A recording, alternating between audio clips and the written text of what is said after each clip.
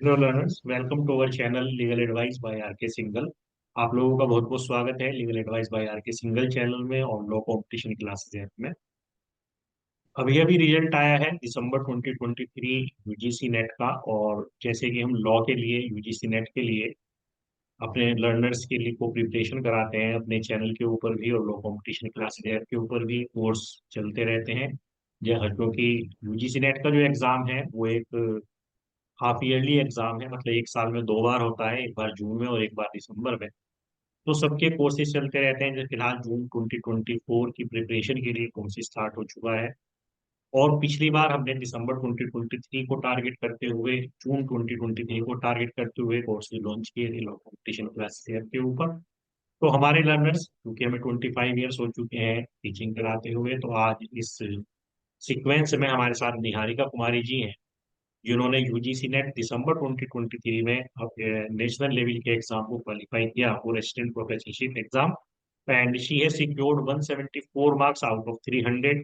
तो वेलकम निहारिका जी। तो निहारिका जी, आप अपना एक्सपीरियंस शेयर कीजिए हमारे लर्नर्स के साथ में। वंस अगेन मेरी तरफ से congratulations for achieving this success.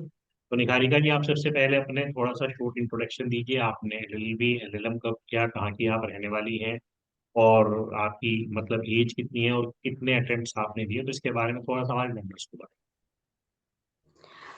First of all, good evening, sir, and thank you so much. Myself Niharika, and I am from Bihar, Patna. I have done my graduation BBA LLB from Jaipur National University, Jaipur. Then after, I have done my LLM in criminal law, 2021 to 22, and I am 24 years age, sir. तो आपने 1 year का LLM किया है ना? तो आप ये बताइए कि आपका मीडियम इंग्लिश रहा है या हिंदी रहा सिर्फ मेरा मीडियम इंग्लिश रहा है। है? इंग्लिश रहा है ना? और आप जो है मतलब कहने ये मतलब आप हिंदी मीडियम में भी मतलब कहना चाहिए कि वैसे तो फ्लुएंट मेरे ख्याल से हैं आप, और इंग्लिश भी मतलब बाइलिंगुअल आपका मीडियम रहा है, हिंदी और इंग्लिश। वैसे आपने टोटल इंग्लिश में पेपर दिया है यस सर, मैं ना? टोटली इंग्लिश में पेपर दी हूँ। अच्छा, अब देखिए, जैसे कि आपने 2022 में अपना एलएलएम किया है, तो क्या उसके यस तुरंत बाद आपने प्रिपरेशन स्टार्ट कर दी यूजीसी नेट की? ये क्या स्थिति रही, और हमारी क्लासेस के बारे में आप कहाँ से पता चला जो आपने हमारे कोर्स में? यस सर, सर एलएलएम के बाद मुझे 6 मंथ लग गए डिसाइड करने में कि मुझे आगे करना क्या है। तो सर अगर मैं एग्जैक्टली अपनी प्रिपरेशन की मतलब डेट बताऊँ ना, तो जैन 2023 में मैं स्टार्ट की थी अपनी हम्म, प्रिपरेशन। फिर हम्म, फेब में सर मैं फर्स्ट टाइम यूजीसी का एग्जाम दी थी। तब मुझे मतलब मेरा पूरा सिलेबस भी नहीं कंप्लीट हुआ था, बस मैं एग्जाम दी थी, मुझे जानना था कि पेपर कैसा आता है। जैन फेब में दी थी sir first time. Then after से जून में दी थी सेकेंड अटेम्प्ट। सर मैं 2 मार्क्स से रह गई थी यूजीसी नेट असिस्टेंट प्रोफेसर के लिए। और फिर जून के बाद सर ये मेरा दिसंबर का अटेम्प्ट है। ये मेरा थर्ड अटेम्प्ट है। फाइनली इस बार मेरा यूजीसी नेट हो गया। मतलब कहने का ये है कि 1 ईयर आपको इस पूरी तैयारी में लगा, और 3 अटेम्प्ट्स आपने दिए। सबसे पहला अटेम्प्ट जैसे ट्रायल के तौर पर सभी लर्नर्स देते हैं कि भाई एक बार पेपर दे के देख लेते हैं, भाई किस तरह का पेपर आता है, किस तरह के क्वेश्चंस आते हैं, किस तरह से दिया जाता है। उसके बाद में आपने पेपर अपना जो सेकंड अटेम्प्ट था वो थोड़ा सीरियस होके दिया, आपने थोड़ी तैयारी के बाद दिया, लेकिन वो चूंकि आपका 2 मार्क्स जो है वो से रह गया। फिर आपने अपना थर्ड अटेम्प्ट दिया दिसंबर 2020। तो यस निहारिका सर। जी, ये बताइए कि इस पूरी जर्नी में, जैसे कि आपने अपना प्रिपरेशन के बाद में सेकंड अटेम्प्ट दिया, थर्ड अटेम्प्ट दिया, तो इसमें क्या चीजें रही, क्या मटेरियल रहा, कहाँ से आपने कलेक्ट किया, और किस तरह से अपनी प्रिपरेशन को किया, इसके बारे में थोड़ा लर्नर्स को। सर फेब सर मैं जून अटेम्प्ट पे मेरा फोकस था कि मैं बेयर एक्ट पढ़ती थी, रिवीजन करती थी। और सिर्फ सर फोकस था कि मुझे अपने कॉन्सेप्ट क्लियर करने हैं, चीजें रिटेन करनी है, रिवीजन करनी है। The main thing is sir कि मैं प्रैक्टिस नहीं करती थी। और यूजीसी नेट एग्जाम में जितना आप पढ़ाई करते हो, रिवीजन करते हो, उतना ही इम्पोर्टेंट है कि आप प्रैक्टिस करो। वो भी डेली बेसिस पे होनी चाहिए कि आप अपने दिन को दो पार्ट में डिवाइड कर लो, एक पार्ट में आप नया पढ़ो तो दूसरे पार्ट में आप रिवीजन करो, रिवीजन को टाइम दो, और थर्ड पार्ट में सर उस चीज को प्रैक्टिस करो, क्योंकि सर विदाउट इम्प्लीमेंटेशन पॉसिबल ही नहीं है ये एग्जाम क्रैक करना। और जून में मैं इसलिए सर क्वालिफाई नहीं कर पाई थी। और दूसरा रीजन सर मेरा ये भी था कि मुझे ऐसा लगा था कि यार मैं लॉ की स्टूडेंट हूँ, मैं लॉ पे ज्यादा फोकस करती थी, पेपर वन पे इतना फोकस नहीं करती थी सर। मैथ्स नहीं सॉल्व करती थी, डीआई नहीं, मतलब पेपर वन को मतलब फॉर ग्रांटेड लिया था कि ठीक है ये तो कर लेंगे। जो कि हम सबसे बड़ी गलती करते हैं, अगर हम पेपर टू को पढ़ते हैं तो साथ साथ हमें पेपर वन को भी मतलब इक्वली इंपॉर्टेंस देना है, और दोनों पेपर को बैलेंस बना के चलना है। मैथ्स और डीआई अगर आप वीक हो, अगर नहीं आता है, तो उनको डेली प्रैक्टिस करो, एग्जाम के पास आते आते आप परफेक्ट हो जाते हो मैथ्स एंड डीआई में। तो निहारिका सर जी ने जैसे दिसंबर। हमें, हाँ, निहारिका जी ने जैसे हमें बताया कि उन्होंने अपने पूरे दिन को, वैसे तो वो बोल रही है कि हमने दो जगह डिवाइड किया, लेकिन अपनी बात में आपने बताया कि तीन जगह आपने डिवाइड किया है। सबसे हाँ, पहले आपने कुछ सो नया पढ़ा है, फिर उसके बाद में आपने उसको रिवाइज करने के लिए टाइम रखा है, और एक तीसरा समय आपने रखा है अपनी जो है, कहना चाहिए कि कुछ नई चीजें जो है लर्न करने के लिए। तो इस तरह से तीन जगह जैसे आपने अपने दिन को डिवाइड किया, तो किस तरह से आपने टाइम का बाइफरकेशन किया? आप मॉर्निंग में पढ़ते थे या मतलब बीच में आफ्टरनून में पढ़ते थे? किस तरह से अपना थोड़ा टाइम का मैनेजमेंट भी बताओ। Yes sir. सर जैसे कि लाइक मैं मॉर्निंग पर्सन हूँ, तो मैं अपने दिन को तीन पार्ट में डिवाइड करती थी सर। सबसे पहले रिवाइज करती थी, लाइक 4 o'clock मैं उठ जाती थी, ये मेरा मतलब जुलाई से लेके दिसंबर तक का सेम फिक्स टाइम टेबल है सर। फिर वो दिवाली हो, दुर्गा पूजा हो या छठ पूजा हो, मैं हर दिन पढ़ाई की हूँ।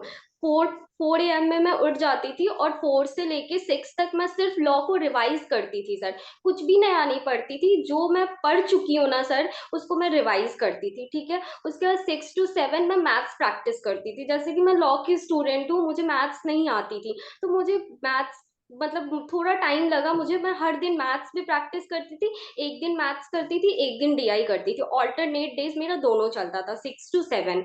उसके बाद सर मैं दिन में ना कुछ नया पढ़ती थी, जैसे जो वीक टॉपिक होते थे ना मैं उनको फिर से पढ़ती थी, उसमें कुछ नया ढूंढती थी, फाइंड आउट करती थी। दिन में मैं कुछ न्यू पढ़ती थी।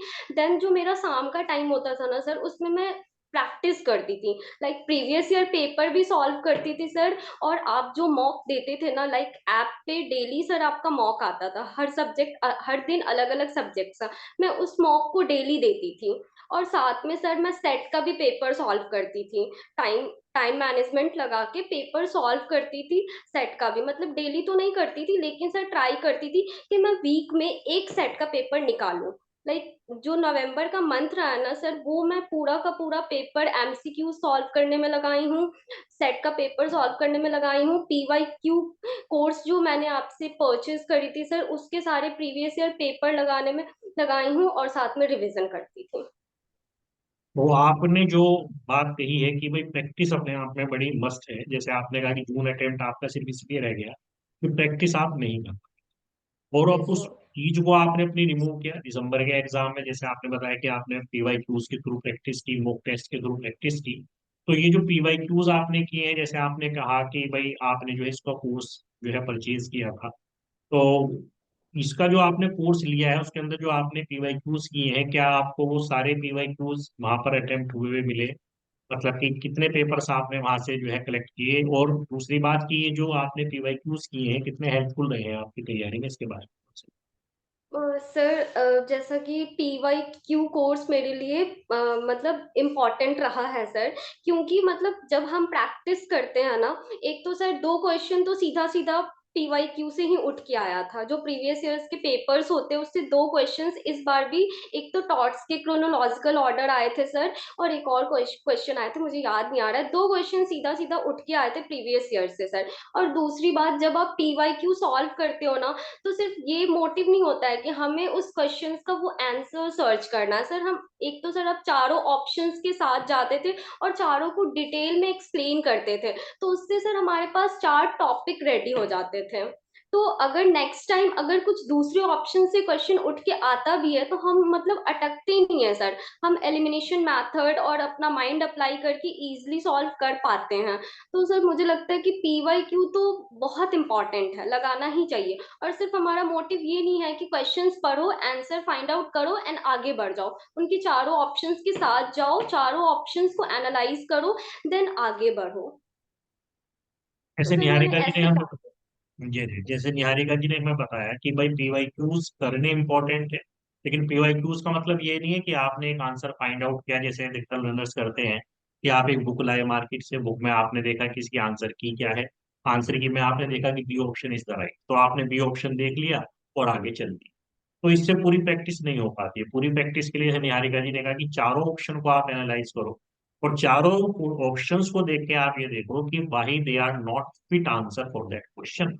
तो इसी तरह से अगर आप पढ़ाई करेंगे तो इसके लिए बहुत ज्यादा बेनिफिशियल रहेगा आपकी फर्दर तैयारी में। जैसे उन्होंने कहा कि एक एलिमिनेशन मेथड की उन्होंने जिक्र किया अभी, या दूसरा उन्होंने कहा कि अगर आप चारों ऑप्शंस को पढ़ते हैं तो चार टॉपिक आपके तैयार हो जाते हैं ये क्वेश्चन। तो ये अपने आप में बड़ी इंपॉर्टेंट बात, बहुत अच्छी बात आपने बताई।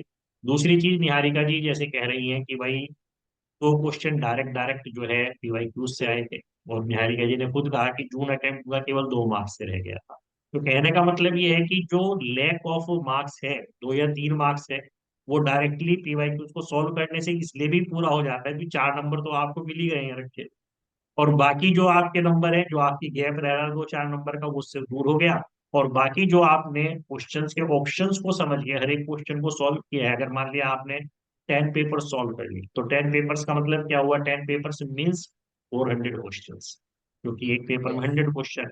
एंड 400 क्वेश्चन, जैसे निहारिका जी ने कहा कि एक क्वेश्चन से 4 ऑप्शन, तो इसकी इट मीन्स कि 1600 क्वेश्चन यू हैव सॉल्व, अगर आपने 10 पेपर्स 4 ऑप्शन को करके किए हैं। और जैसे ही इन्होंने कहा कि एक क्वेश्चन से 4 टॉपिक तैयार होते हैं, तो कहने का मतलब यह है कि 1600 टॉपिक्स आपने रिवाइज कर लिए हैं और आपने तैयार कर लिए हैं इसके थ्रू, है ना।